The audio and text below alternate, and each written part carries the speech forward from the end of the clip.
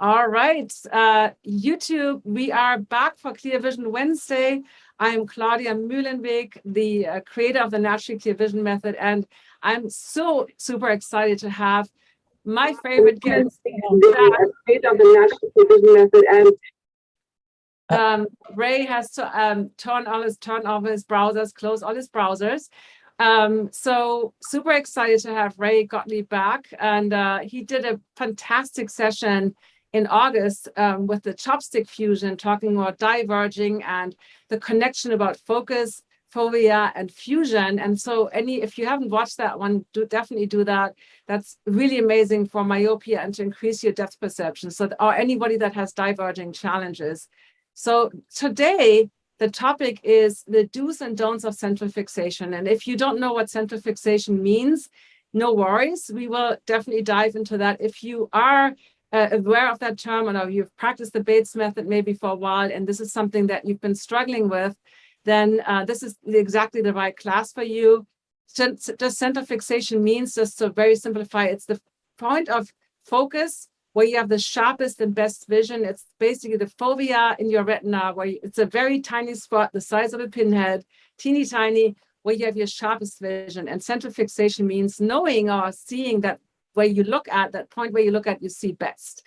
So let me, before, I want to share just a little bit about Ray before I bring him on. So if you don't know him, he is just an amazing teacher. I call him a master teacher. He's one of the most influential vision teachers.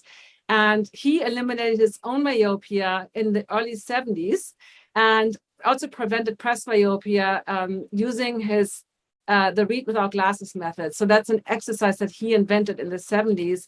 His background is behavioral optometry. Then he became a Bates teacher, and he's also worked with as a dean of the Syntonic College, color therapy, and basically you work with sports, you work with trampoline exercises. So you're just an amazing, inventor. Also, what I love about Ray is like he always comes up with new concepts or practices or charts or things to use. Like you're always inventing things, and you're also researching. You're always up to the highest level of the newest research. So welcome, Ray. Let me bring you on stage. And hi, welcome there. Hello. Hello, everybody. So do you want to share just a little bit about, your understanding of central fixation, and also maybe a little bit your own journey, because, you were myopic, and how did you, just share us a little bit about your own journey with central fixation. Okay, so I got involved in Bates in around 1970, began working on my eyes, and read Bates and so forth, and just really didn't understand central fixation. I tried to see better that where I was looking compared to where I wasn't looking, and so forth and so forth, and none of it worked. I mean, I couldn't make it. I was frustrated by it, and I just stopped doing it. I started doing more palming and sunning, and every once in a while I would try central fixation, but never seemed to get any results. But there was something that was called edging, where you look at something like, you look at the edge of a picture that I think you can see behind me, and you run your eyes back and forth and try to notice that where your eyes are looking is a little bit clearer or darker than the part that isn't. So you're attempting to move up and down or around the corners of that, or across the top of a wall or a windowsill or something like that. So that I was able to do somewhat. And so I would practice that. And I remember lying down and looking up at a tree and edging on all of the little branches and so forth. And I was just very dedicated. I was an optometrist. I was taught not to believe in Bates, and that it was full of hogwash and so forth. But I was into yoga and Tai Chi and self-help and that sort of thing. And Bates made perfectly fit into that, even though I couldn't make sense of or couldn't experience central fixation. And but I did get into edging after about 6 months of doing various kinds of Bates work and body work and so forth, I had a flash of clear vision, which of course went away right away. And then it took about a month for the next one to come, and then maybe another month. And then finally they were beginning to come more frequently. And one day I was at an optometry meeting, and I was starting to edge all the things that I could edge in the room while I was probably ignoring the lectures. And I thought to myself, gee, I wonder if I could actually make a flash of clear vision happen. And so I was edging, I think it was a Hilton, and there was a circular pattern on the podium. And so I started going around the circular pattern, doing edging, and then I had a flash of clear vision that didn't immediately go away, but lasted a little bit. And I went, oh, I can do that. So that's what I was practicing. So in a sense, it was for central fixation, but I didn't know that in a sense, because I couldn't do what Bates talked about. And for him, it was so important. He even called the publishing company that he published his book called the Central Fixation Press. So that was so important. And I just went, okay, well, I was able to do it without doing what he was asking to do, in a sense. But anyway, after about 6 months, I could create more easily my clear vision. I could make it last longer, and I got better and better at doing it. So another 6 months later, it took me 1.5 years to actually get 20/20 vision. So about 6 months after that first ability to make the flash, I began to get better and better at it. And then I got so good that I'd be reading something or doing some work, and I would look up to see how quickly I could make it clear up. And so that became like a practice for me. And then one day I looked up, and by the time I looked up, I actually saw it clear. I didn't have to do anything to make it clear. And that happened several times. And I went, wait a minute, I succeeded. I'm not nearsighted anymore, even though I had a little bit of my prescription.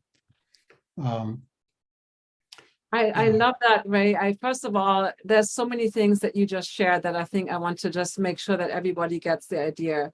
So first of all, you didn't give up, right? You studied this and you didn't see results, and you weren't like, ah, this is all hogwash, even though you were surrounded by, other optometrists who kind of thought you were crazy. So you kept at it, and you also learned a new concept called edging.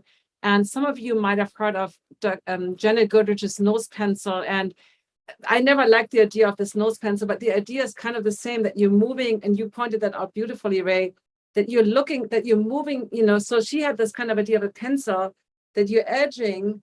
And I think the pencil was meant to make people or help people move their head and not just their eyes, so they wouldn't just move their eyes and they keep their head still. But the same concept, and that was one of the first ways how I recognized central fixation without knowing that it was called central fixation, because I didn't read Bates first. I read a different book first.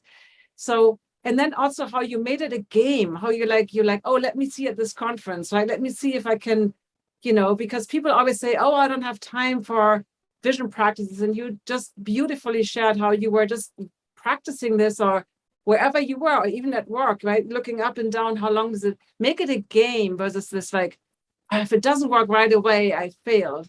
So that's kind of what I looked at it like an experiment. Right. If you do an experiment, if you're a scientist, you do an experiment, and the answer comes out negative, you learned something. It's not like you were an idiot for doing it. It's like, okay, we proved that didn't work. Now let's see what else we can think of. But this is what I mean. This is the attitude that leads to success, because you are a researcher anyway. And I think for all of you listening, and even for myself sometimes, we think like failure, but failure is actually the road to success. And also it builds on neuroplasticity and thinking of other ways, just like you shared. So I'm going to shut up now. So I know you have some things prepared. But one more thing before we get going, what you touched on too, that helped me, combining this concept of central fixation, or like the edging, right? There's movement involved. It's not like the word fixation, when I first learned that, kind of threw me off. And I know it's an anatomy term, but to me, it sounded like, as if you're hammering a nail into that spot and then you fixate that, with all this effort. When in reality, it's almost the opposite. Like like a sewing machine, almost like you're moving smoothly. So adding in the movement part, like what you just described with the edging, where you're noticing where you see it best, but you're moving the whole time. You're not right? You're not standing still, you're moving. I think that was kind of the key part that a lot of people don't understand or miss. So otherwise, keep going. But this Okay, is well, something one of the things that Bates said in the magazine, and I recommend everybody get the magazine.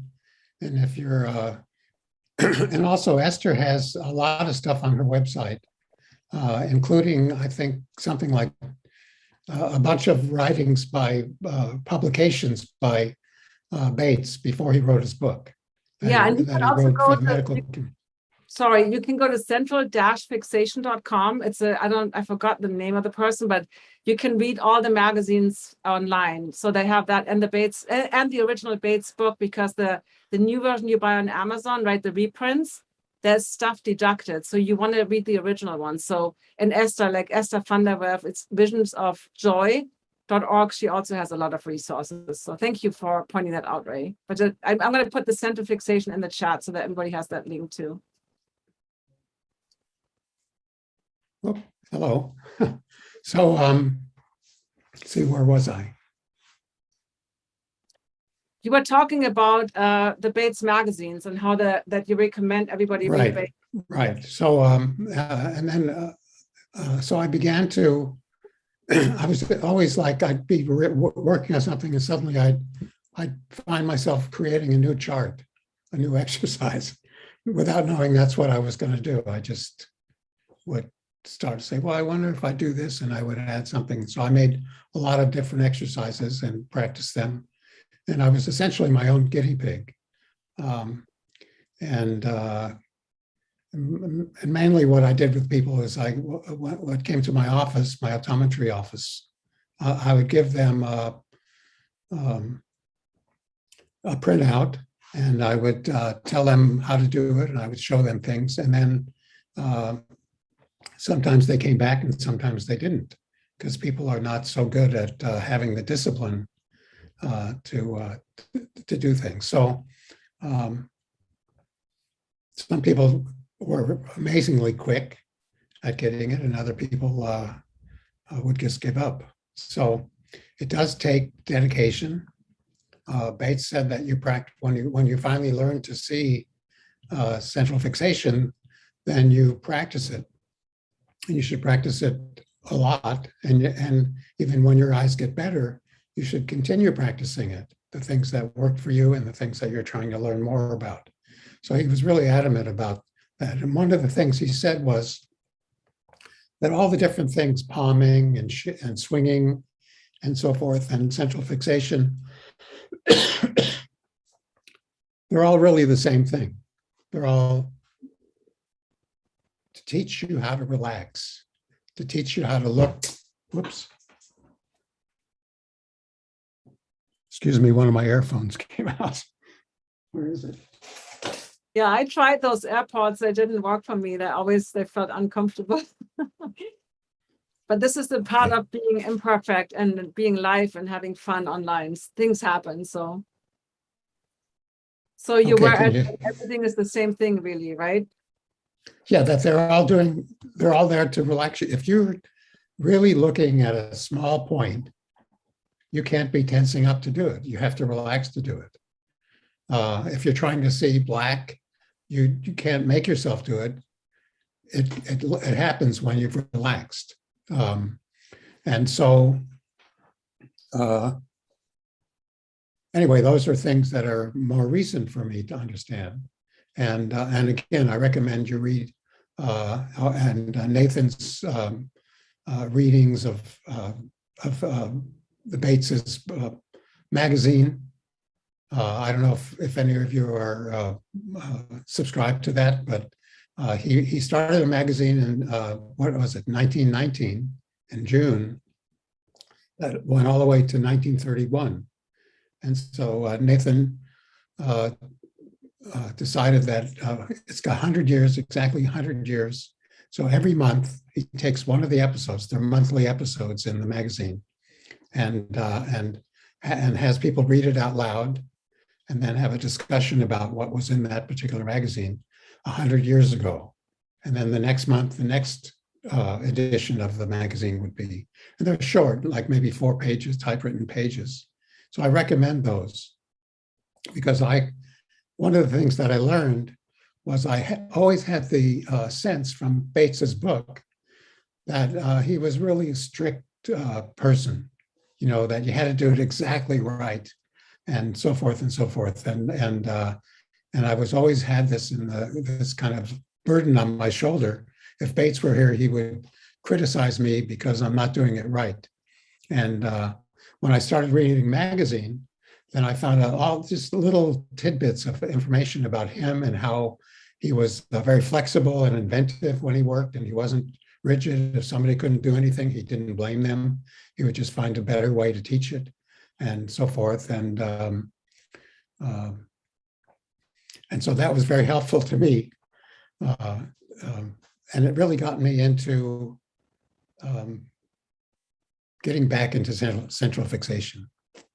I love what you said, Ray, because when you read Bates, right, he was like a researcher and professor and doctor, and his writing like sometimes was kind of like stern, like very direct, like there was no fluff around it. And so when I read Aldous Huxley's book, The Art of Seeing, Aldous Huxley being taught by a pupil, Margaret Corbett of Bates, right, he was able to kind of say it in a different language. So, but Bates's original work is brilliant. It's just, it might not be the easiest material to read, like you said, right? It might feel like he's so strict, but in reality, he wasn't. He was a big researcher and experimenter.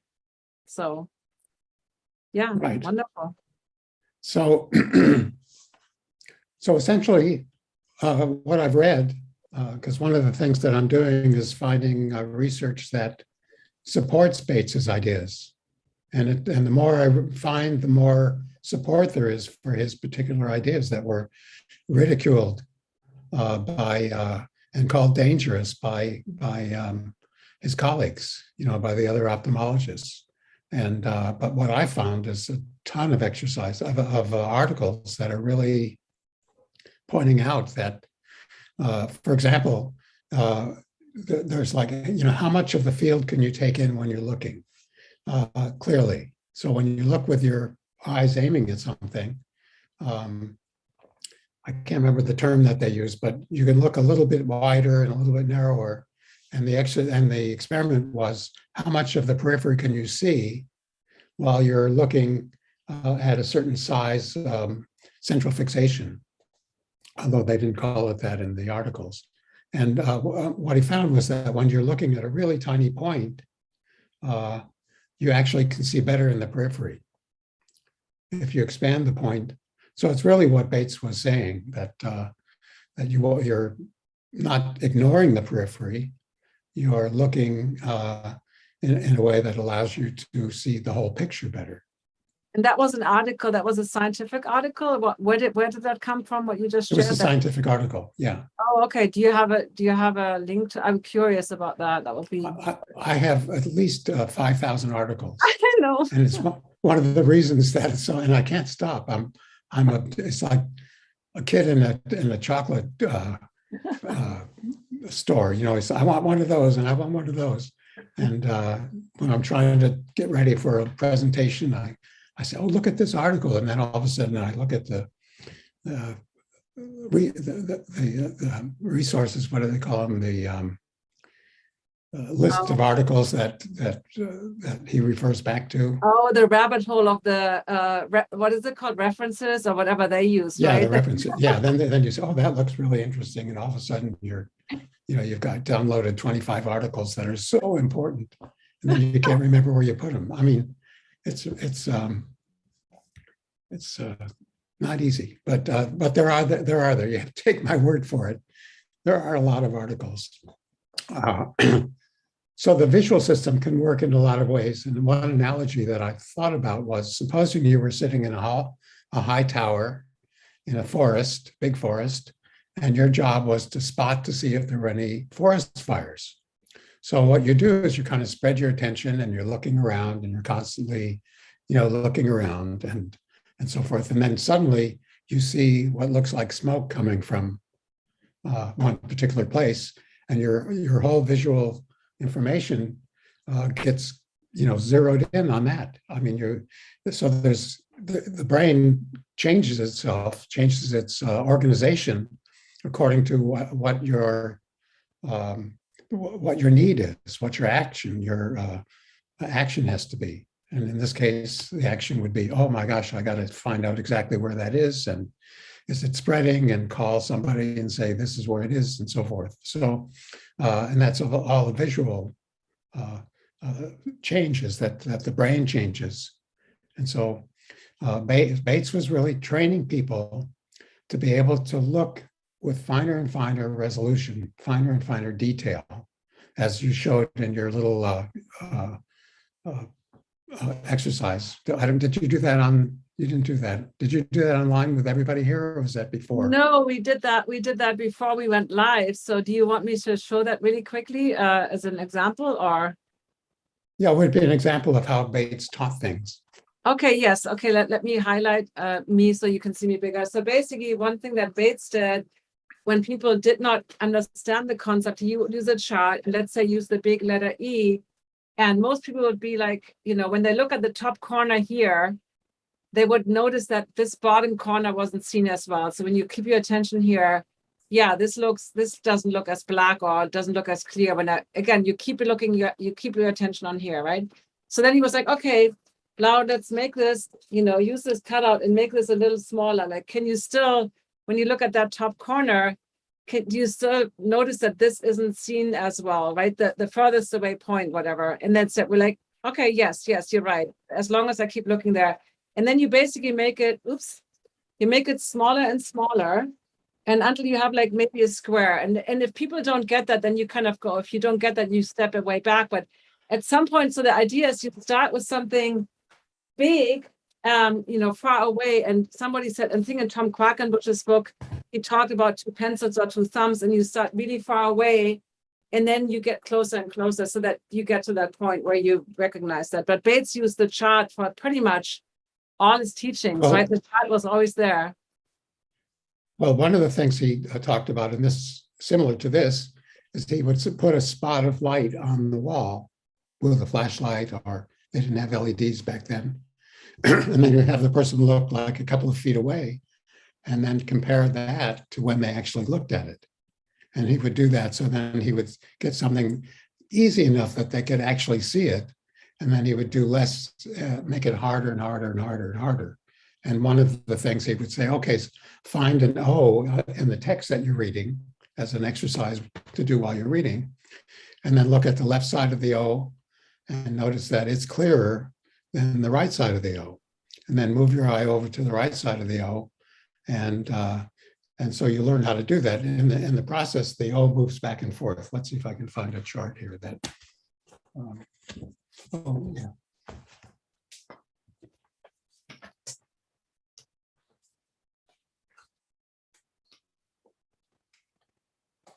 So yeah, I think what I love about what Ray is teaching also is really you like using, because I get this question, well, what if you don't have an eye chart? How do you use this in the real world? And you can the eye, at the end of the day, it doesn't matter for your eye what you look at. If it's a letter on the chart, a little letter in small print, if it's a leaf on a tree, the principle is exactly the same. Did you find your chart? Well, I found this one. Let me unhide my light here. There you go. Okay, there you go.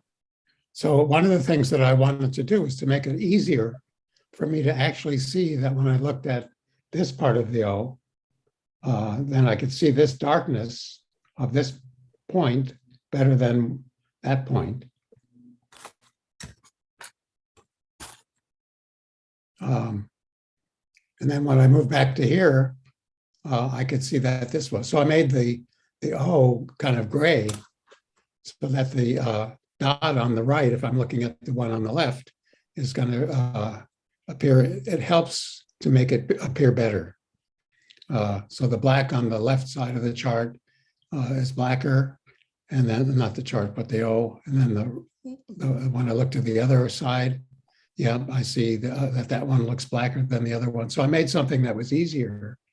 And he said, you look at an O in what you're reading, that's a maybe a quarter of an inch size. And then you learn how to move back and forth, looking from side to side.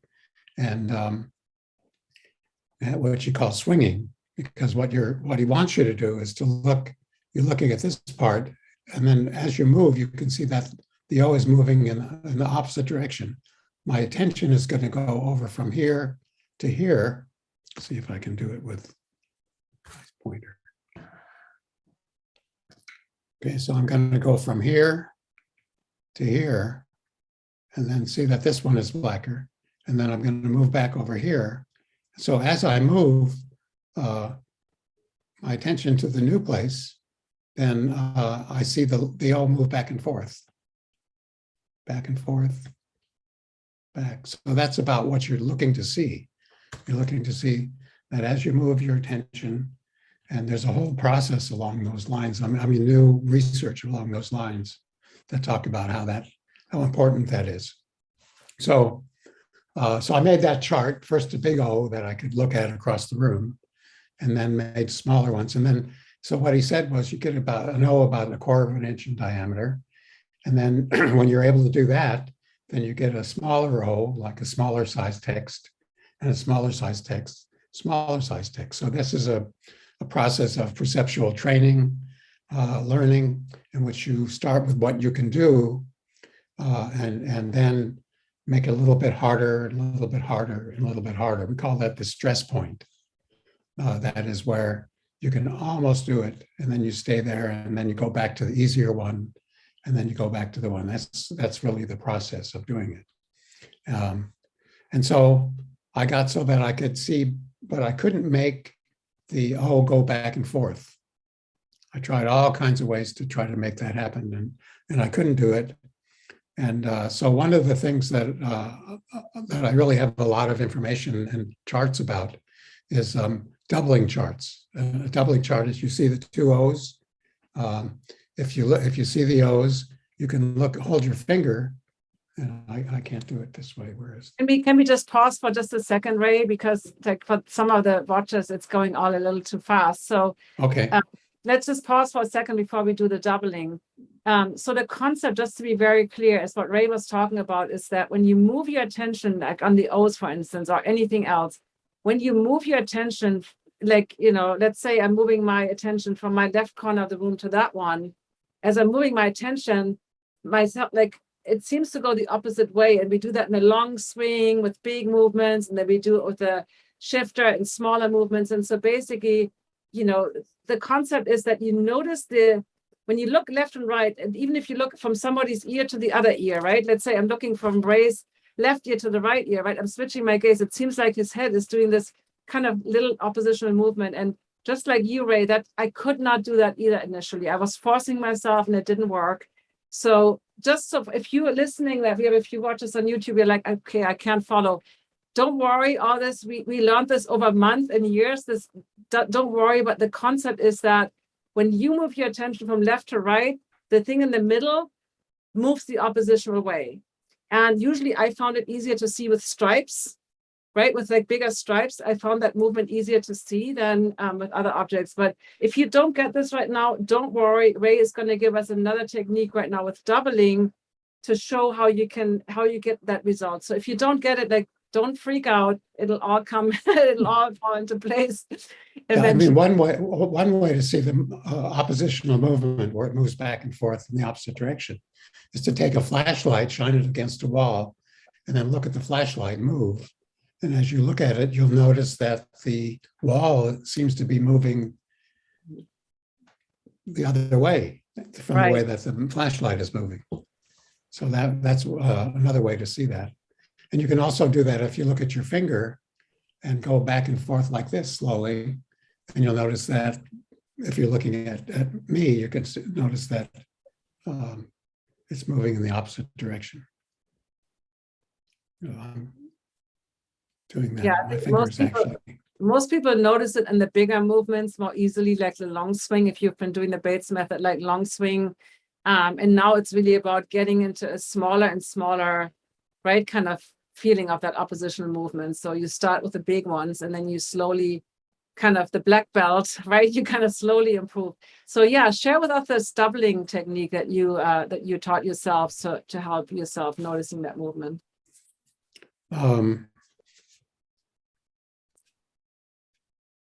So it's kind of the converging, right? What you taught us last time with the chopsticks, you taught us diverging, where we make three out of two. Well, you can do converging or diverging. Okay. And what I found, so let me just back up a little bit. So as I got into this, and even before I was reading the more modern, my modern reading of Bates, is I was into these kind of doubling charts where you see there's two things that you're looking at, and you, if you cross your eyes, then each of them are going to be doubled in such a way as the middle of these two. It's hard to explain this. I don't know how many people were here last time that I spoke, but I used what I call chopstick fusion exercise. And what I'm trying to do there is to project, my right eye is looking at the right, excuse me, my left eye is looking at the left stick, and my right eye is aiming at the right stick. Okay, if I were looking at the sticks, you can see that my eyes are crossed. But if I'm looking at the right distance and adjusting these, I can see a middle one. I see 3 instead of 2, because my right eye is looking here and sees the right one over to the right, and my right eye is looking here and sees the other one to the left, and the middle one is an overlapping of the doubling of each side, and that's so. So I really got into that.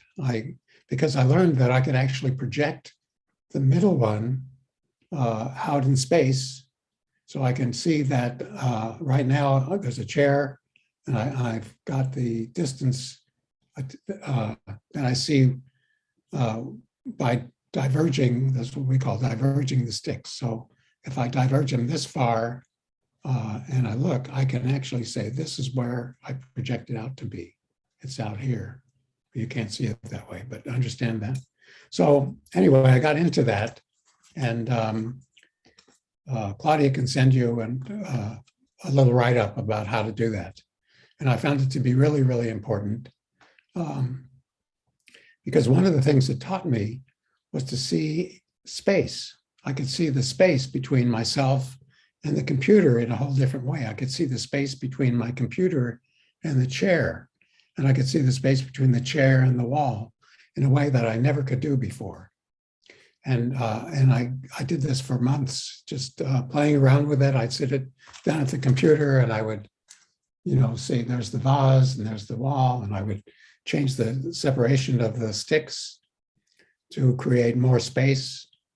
And if I wanted to do it at near, I could cross my eyes, and I say, I wonder how close that is. And I try to estimate how close the middle one is, and I say, oh, that's right there. It's almost like I can feel like I'm touching it, even though it's way away from the 2 other sticks. Anyway, I did that for a while. I got better and better at seeing that depth. I didn't know what I was going to learn, because I just started doing it. I was kind of led to it in a way, as I am with a lot of the things that I've done. And I began to realize that I could make that 3-dimensionality happen. I just discovered one day that I was actually doing it while I was looking something. I say, wow, I'm seeing that 3D way. I didn't even know what I was seeing at the beginning. And I went, oh, I'm seeing that kind of depth that happens after I do this. And then I was able to begin to make it happen. And one of the things that it felt like was that when I was seeing that kind of space, that kind of depth, that solidness and so forth, that I was actually looking as if I were looking out of my eyes, that there was a point back here that I was looking along out of my eyes. And when I did that, I could make this happen. It would just be like, ploop, there it would be. And one of the practices I'm doing now is to remember to see in 3D. So if I'm cutting a piece of cheese, I'll say, oh, wait a minute, and boom, now I'm seeing it in 3D. So I want to practice it and practice it and practice it. It's a game to see, how much quicker I can do it and whether I can keep doing it for longer periods of time and so forth. So this idea gave me the idea that central fixation was maybe not just that your eye is aiming at one spot or your both eyes, but that it's coming from a central place, someplace in your brain. Maybe that's what Bates means by central fixation, that you're looking from a place back here. I don't know if you have a mirror handy, or you can even, if you have your cell phone, you can actually look at yourself on your cell phone or in a mirror. And so I'll give anybody time to do that. I only have an enlarged, I have one of those where you see yourself larger, but I don't, it's like a magnifying one. If you want to plug your, I don't have one, but it's okay. Everybody else, if you can grow and grab a mirror, I'm okay. Yeah, I mean, you can do it by having your phone. Right, the phone, seeing yeah. the reflection. Yeah. Or even, your computer screen you can make dark. So the question is, when you're looking, does it look like the person in the mirror is looking at you, or are you looking at the person that's on the other side of the mirror, the reflection? Is the reflection looking at you, or it sounds weird, but it's real, because people say, oh, now I see what you're talking about. No, it looks like that person in the mirror is looking at me. And then you say, well, what, can I change it? And when you change it, it's like you're looking out of your own eyes at yourself. So it's one way to practice to learn that feeling. Can you say that again, Ray? I'm doing this right now with you, and I'm like, okay, can you say that again? Does it look like the person in the mirror is looking at you? Or does it feel like you're looking at the person in the mirror? Interesting. Yeah, I have to ponder that one a little bit. Okay, I love this. Okay, keep going. So that's something that you can do, because it's going to give you a little bit of that sense of looking out. So here's my take on what I think Bates is talking about. It's possible. One of the things about these eye movements, these microsaccades and micro movements of the eyes that Bates is always talking about, and that there's a lot of scientific stuff that's being investigated about the very thing that Bates talked about, which is you don't keep your eyes still, you're always moving it. And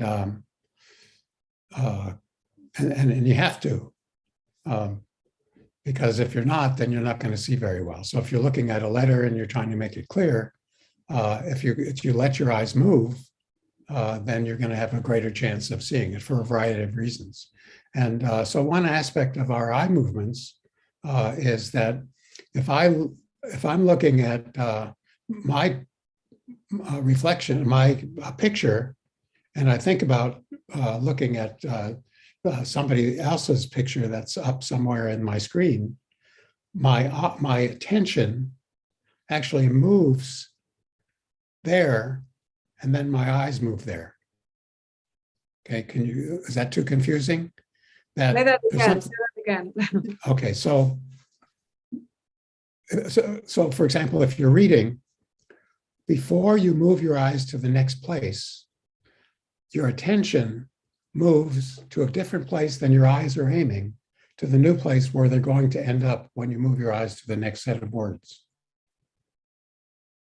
Yes, I get that. Okay, so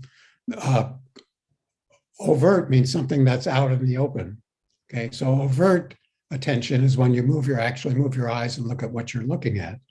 But this thing is called covert, which is that you can actually move your attention from where your eyes are aiming to another space, another location, without moving your eyes. Okay, so that's now a really strong proven fact that a lot of research is being done about in But terms of how the brain works. Isn't that eccentric fixation? So you're saying, I don't want to be really clear for everybody listening too. So you're saying you look at something, Well, your eyes are not moving, but your attention is on something else. yes. Okay, but they don't talk about it that way.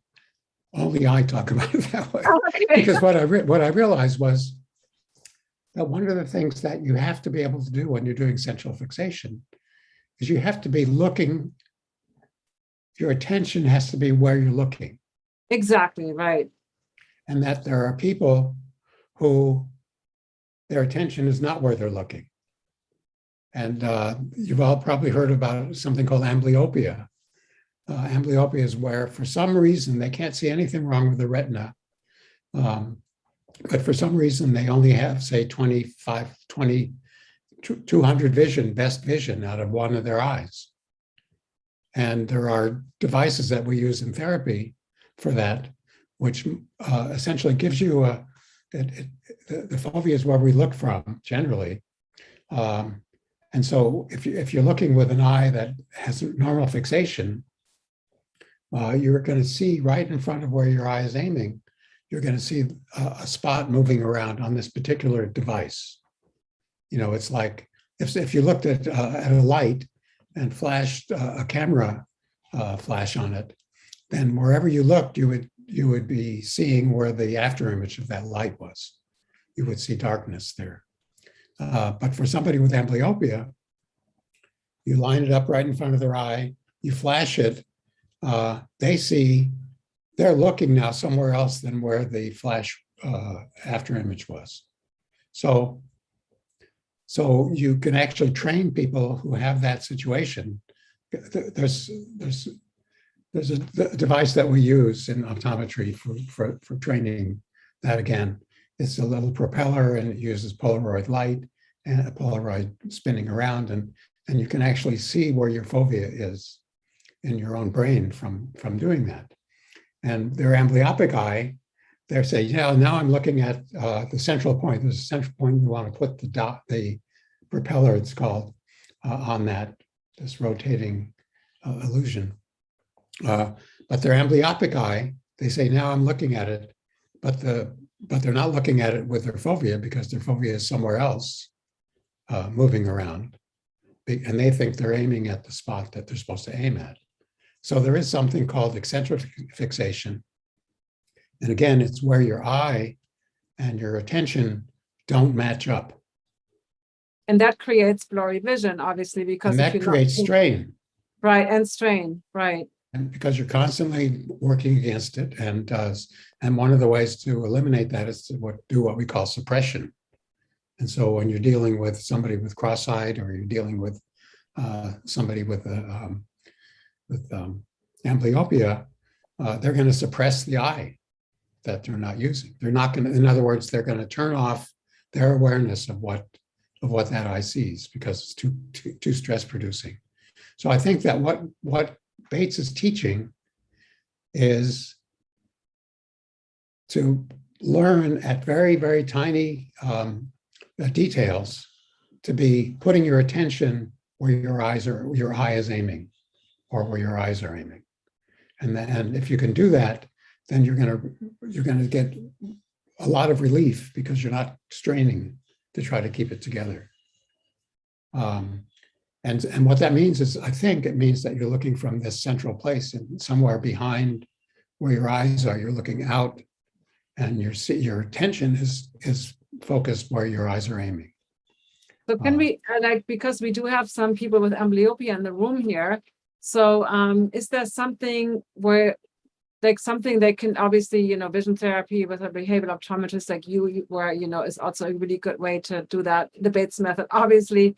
But is there anything that you said, like something that they can practice specifically to have the amblyopic eye, not use eccentric fixation, but really practice the central fixation with that eye? Anything beyond we already talked about?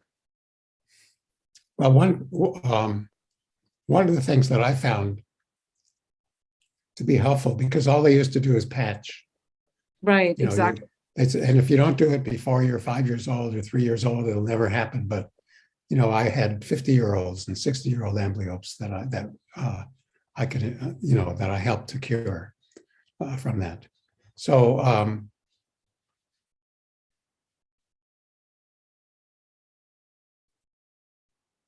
so one of the things that I would do is there's a place where you can get like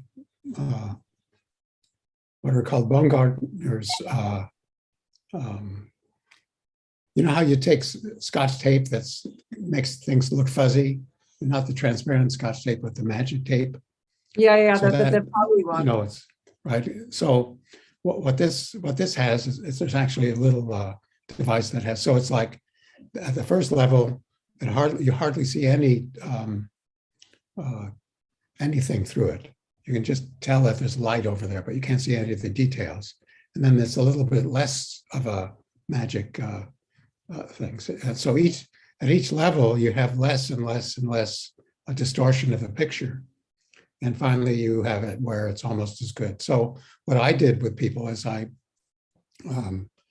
found a level of distortion, of fuzziness that made the amblyopic eye. So you had the stronger eye, and you'd put this started at something really easy and less easy and less easy to see through, until finally you got to a place where you actually were seeing better out of the amblyopic eye than the eye that you were covering.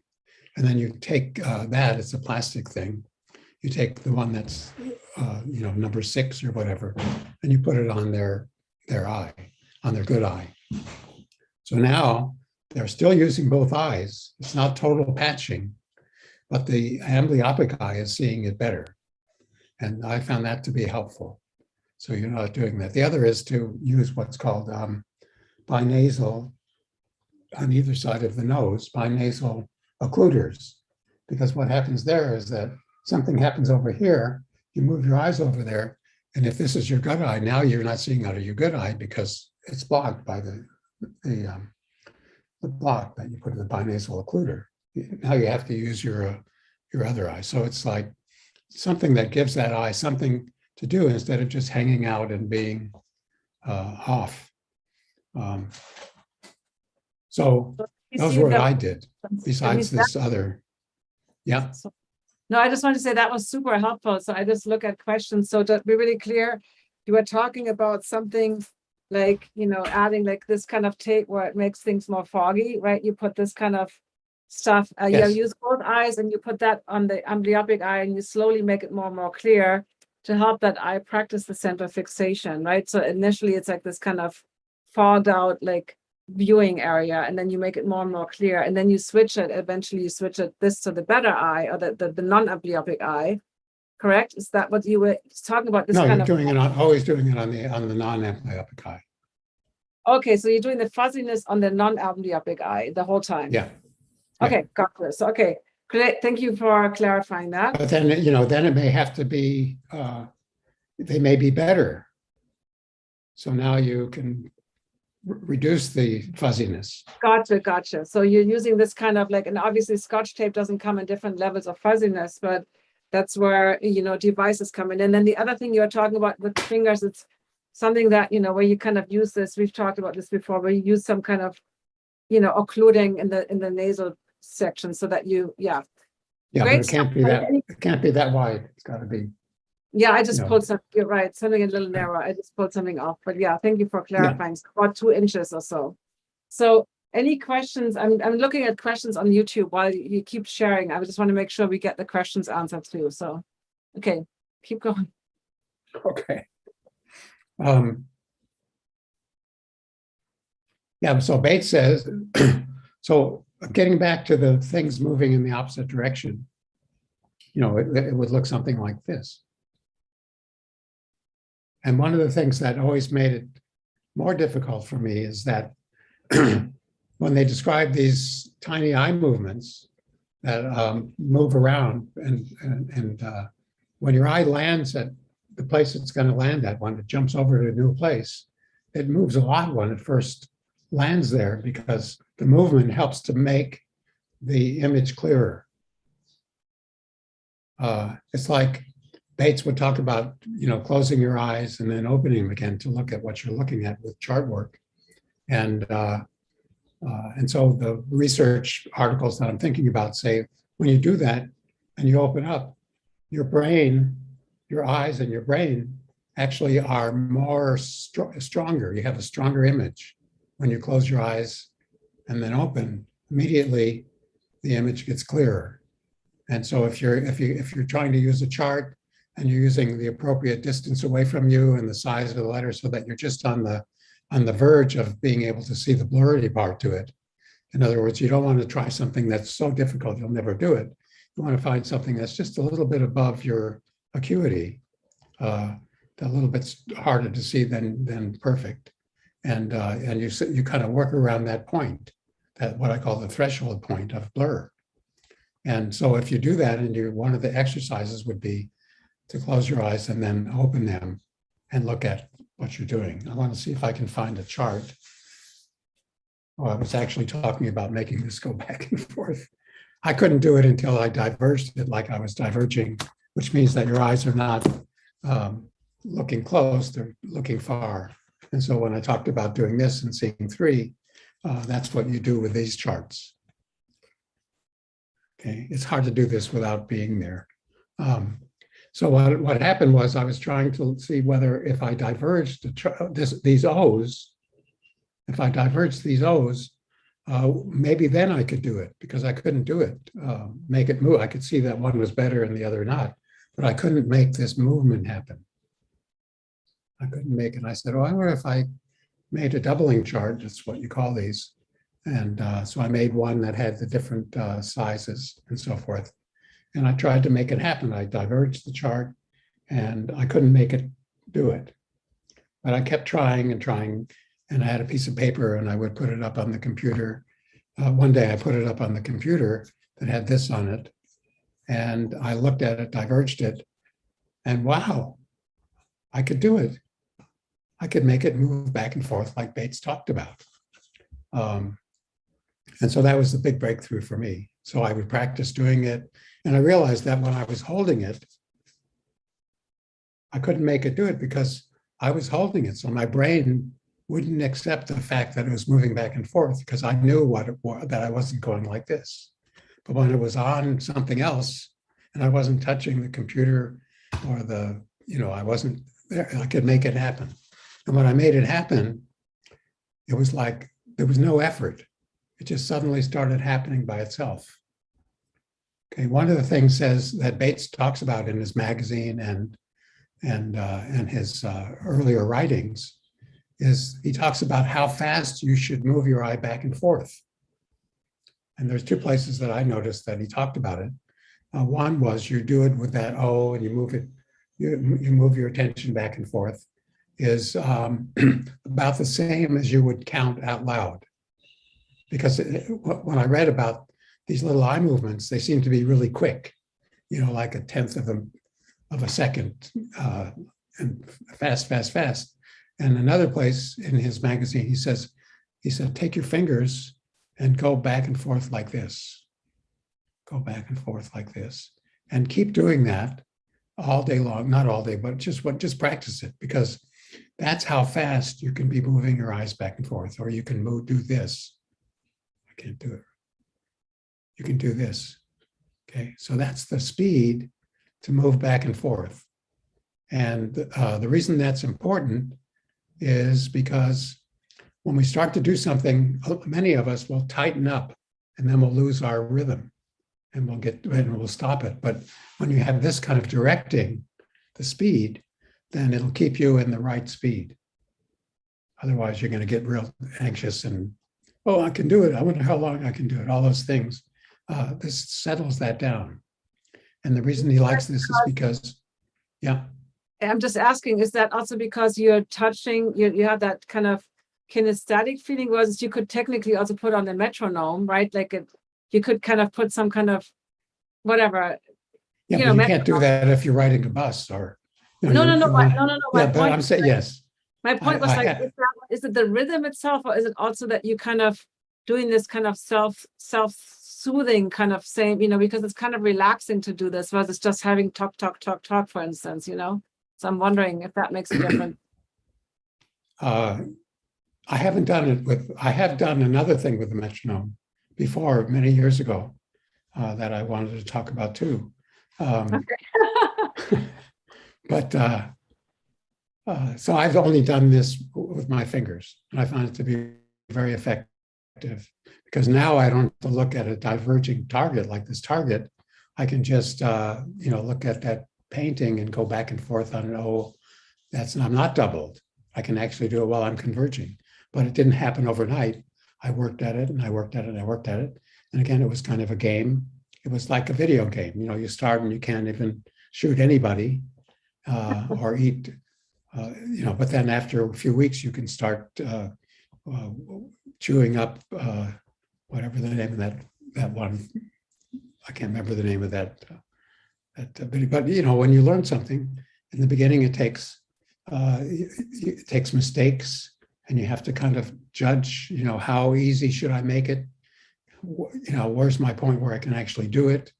And then if I do a little bit harder, can I do it? And say, oh, now I'm getting frustrated. Let me just back down and make it easier again. You're just working around that threshold of whatever skill you're trying to make, and you're paying attention and you're discovering things that are going to make it easier and so forth for you. So that's what happened with that moving in the back and forth kind of thing, is that I learned that I should do it at a slow speed. Not necessarily, in this case, the tactile. And Bates does talk about the tactile. This is called tactile when you're touching.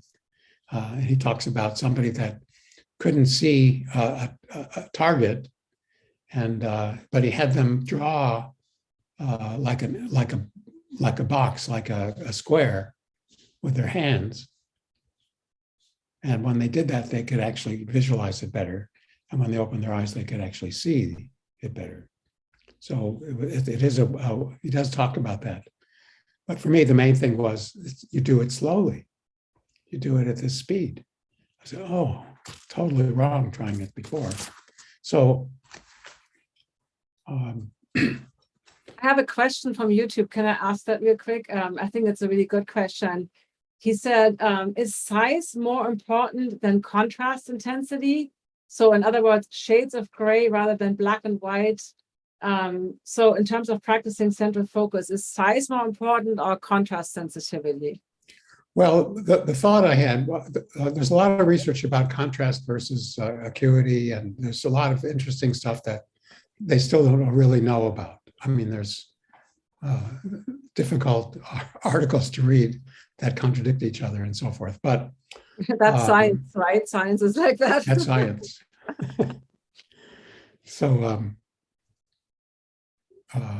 So yeah, the question was size, like when it comes to practicing central fixation, or like really getting that, is it more important? So I'm assuming it came from this. Yeah, it's a question from I know this guy is a vision teacher, so well, the reason I did that is that if I just had a black dot and the other black dot, wherever you're looking, you're going to see better contrast.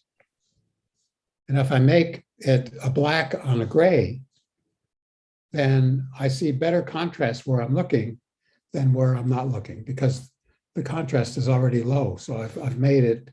You follow that? I do, yeah. Yeah. So if I were looking at something that had, that was gray with a black dot on it, and the contrast there is not as heavy, and where I'm looking, I'm going to see better contrast as well as better acuity. And so it was just an idea that occurred to me. If I took a letter, made the middle part, the body of it gray, and have a black dot at each place, then I could learn how to see that the one I was looking at was better than the one I wasn't looking at. It was an aid. It was like I couldn't do it. I made something easier, and then I could do it by decreasing the contrast. I learned how to see it. And So, I mean, and we've been then at an hour. We've been at an hour. So I think you wanted to share the metronome. I think we have to just bring you back eventually, where you're so, it's so incredible, like all your experimentation, because we can get so easily stuck and not figuring it out. And you always, you make it a game. You keep figuring it out. Like, how can I modify this? What else can I do? Do you want to share about the metronome, or is that like another bigger story? Because I want to make sure that we value yeah, your I want to get the metronome. Let me Okay, just do gotcha. it. Good. So we're gonna do that, and then we're gonna finish with that. And then if we have more topics, Ray, it's like every time we talk, he's like, I can talk about this, and this, and this.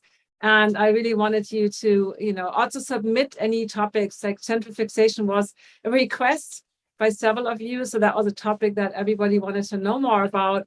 But any other topics where you want to know more about. So that's also great to know. So we're going to do the metronome now, and then we will finish this Clear Vision Wednesday.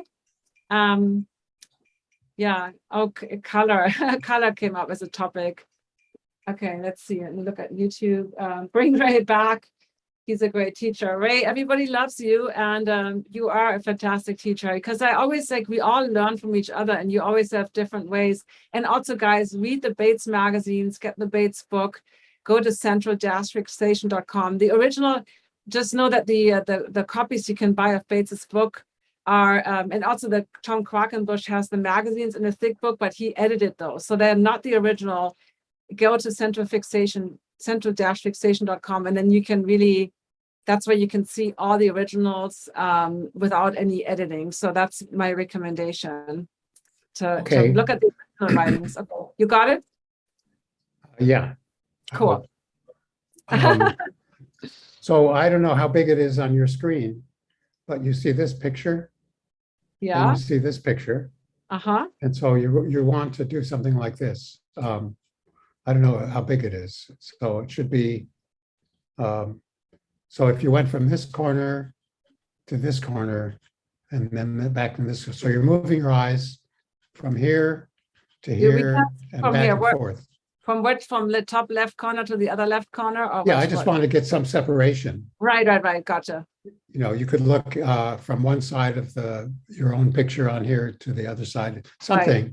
Can't be too close together, but something that's far enough apart that you can do this. So, so this is about 60 beats a minute.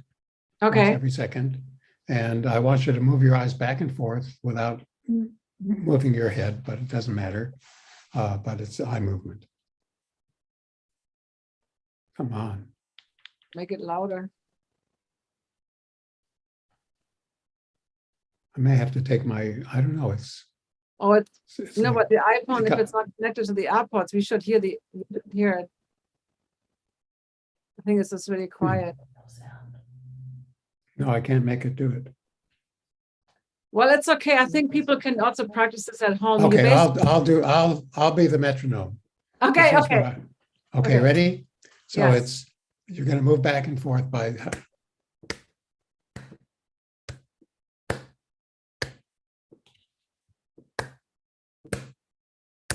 Oh, no, we don't do clapping anymore. Okay. But we see hear the clapping? Not really, but we can see the hands. What did I do here? You're supposed to be moving your eyes, not seeing my hands. So the question is, are you breathing? Can you hear that? No, I can't hear it.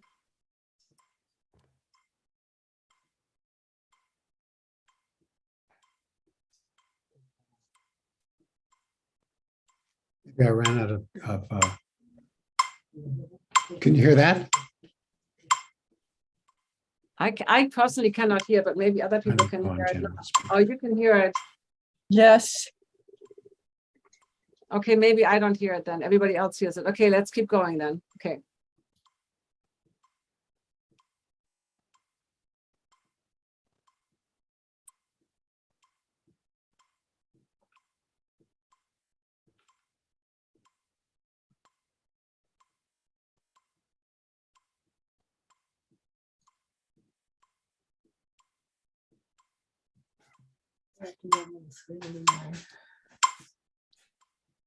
Okay, I heard it for a second. Okay. Anyway, I think we got it. So, okay, what? Okay, this is important. Go there. That's where you go to get out. Right, you're right. Okay, so let's see if you can do that back and forth. I think we all did. I did it. So the question is, are you breathing? So I use this to teach people what it feels like to hold their breath. And so I do this for a little bit, and then I say, you know, maybe 2, 3, 5 seconds into it, I say, are you breathing? Because what happens is, it's that you're trying. Right, making an effort. So then people, you know, that aren't too self-conscious, they'll laugh and say, okay. And then so we'll keep going. And then about, you know, 10 seconds later, I say, are you breathing now? And then they catch themselves. I do that 5 or 6 times. And then I say, well, you know that feeling when you're holding your breath? How do I stop this? Yeah. You know that feeling when you're holding your breath? That's the feeling. You just had like 10 times where you caught yourself not breathing. When you think about it, you feel that feeling 1,000 times a day. And so it's a way of bringing an awareness to something that's really generally we're unconscious of. And if you're going to change a habit, and that's a habit, and it's not easy, even with all of these shenanigans that I keep talking about, is if you're going to change a habit, you have to first become aware of what needs to change. And what needs to change is that feeling of holding your breath. The next stage is remembering to be aware. So it's saying, okay, am I breathing now or not? So for example, I made up a little game. There was a toilet right next to where my office examination room was. And if anybody went in there and flushed the toilet, I got to remember to breathe. And so I made all of these little things. There was a dog that always bothered me when it barked at our house. And I said, oh God, that dog, you know. And I said, no, that's saying breathe, breathe. That's not bark, bark. And so I just would make all of these different ways of having that being a reminder of what I was supposed to remember. And so that was very, very helpful. There were certain tests that I would do during the eye exam where I'd be twisting the little dials and waiting for somebody to say, now I see 2, or now it's getting blurry. And I was like, oh God, I missed where it was because I was holding my breath and I was kind of half conscious. So that as soon as I would reach up to do those tests, I would begin to breathe. So the first step is being aware that there's something that needs to change, that you can feel. The second is to remember to be aware. And the third is being able to do it for long periods of time, to keep. So for example, when we were doing the metronome and I said, are you breathing? And then you went, oh no, I'm not. And then you started to try to breathe. And then, you know, 5 seconds later, you're holding your breath again. So how long can you extend your attention on keeping breathing? And so that's, I want to be aware. I want to remember to be aware. I want to be able to extend. How long can I extend it for? So I developed all of these exercises for, if I were walking, I'd say, I wonder how many breaths it's going to take me to get to that trash can. Or I wonder if I can breathe until I get to that bridge while I'm driving. So I just did all of these things to remind myself and to extend my attention to do it for longer and longer periods of time. And so, so I just thought that would be something good for you to know about, because it's going to help you as teachers and as students to be able to change some part of what Bates was talking about. I mean, in other words, you want your body to keep breathing. You don't want to be trained, you know, straining your body. We all have these habits of holding our posture in certain ways. And one of the things that I learned is that when I really see 3D, like I talked about, or really am able to do this movement back and forth for little tiny distances, I automatically feel my body change. And so instead of being like this is how I usually am, suddenly I'm able to drop automatically drop. I pull my belly button toward my back, and my chest kind of moves up in a certain way. and my body straightens out, and my neck straightens out, and I feel my jaw tension go away, and I feel my eye tension go away. And then, oh, now I can do the movement better. So the more anxious I get, the more I'm like this, and I'm walking around like an old man, which is what I am. But I don't want to walk around like an old man.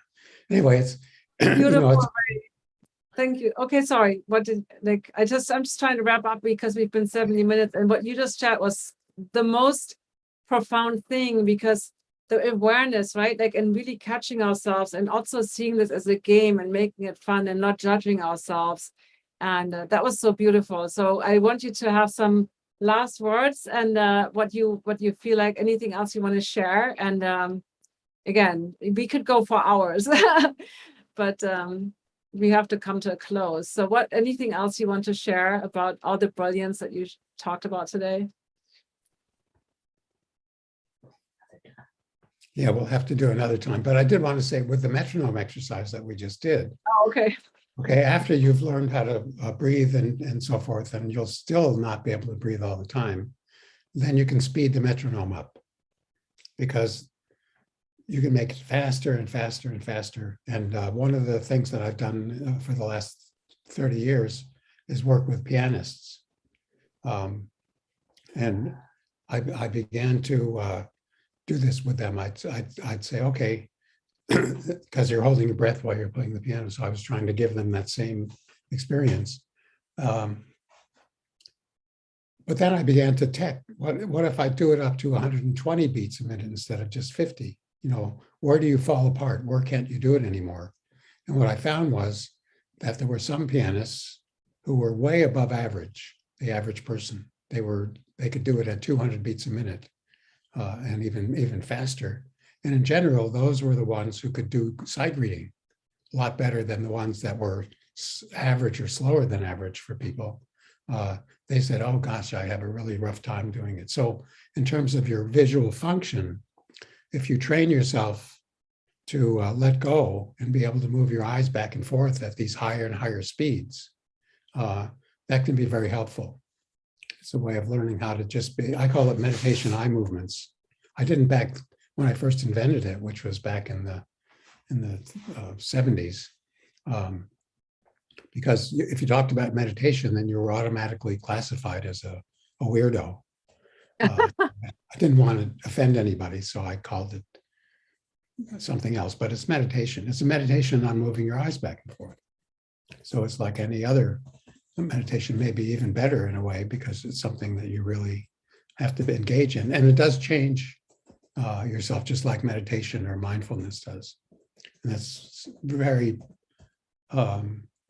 close to what Bates was talking about, all those mindfulness exercises, meditation exercise. They're all part of what we're trying to gain. In fact, it reminds me of a time when I was a little ways into being helping myself with the Bates work.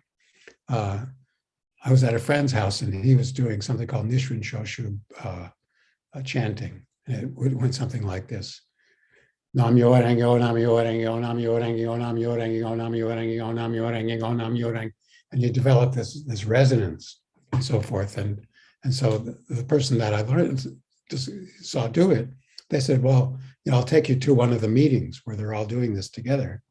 And so they said, okay, nice you're having you here. Are you involved in any kind of meditation? And I said, yeah, I'm a Batesian.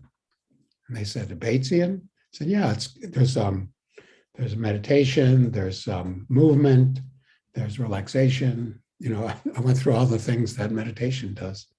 And my friends who were with me were laughing. But Bates is very similar to that. That's what's one of the only reasons I got into it, is because it reminded me of those kinds of self-help things that I was interested in. Anyway, another story. You are the best storyteller. Seriously, I don't want this to end, but at the same time, we have to come to a close. So that was beautiful, because the concepts are all the same, really, right? And Bates also talks about this ease and effortlessness, and how can you make your own vision practice more fun, more like an experiment, more like a game, whatever word you want to call it. But I hate the word work. Working on it hard, So, like, how can you make you're practicing it? It's practicing it, and also, like, exactly, always thinking like, if this doesn't work, how can I find another way to do this? And one last thing I want to share is, you talked about not being able to see the movement, the oppositional movement when you're holding it in your hand.